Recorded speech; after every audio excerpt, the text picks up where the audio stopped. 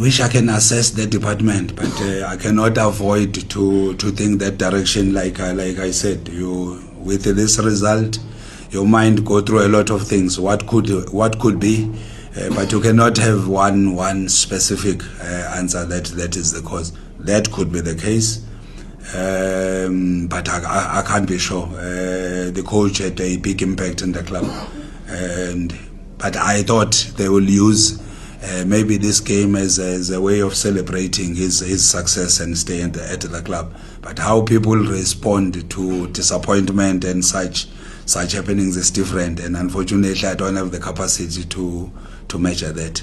But it could be a possibility. If I were to tabulate maybe a number of factors that could be the possibility that puts us in the stage that we are in, there are many, and what you are mentioning could be one possibility.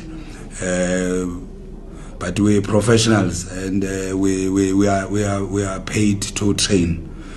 Even if you're not playing, you must always be ready, and we must have the recovery strategies as a professional club that allows players to play even at this point. Even if we're playing for nothing, you have sponsors to respect, you have got the badge to respect, you've got yourself and your own career that you must play every match, even if it's a training match or a friendly match.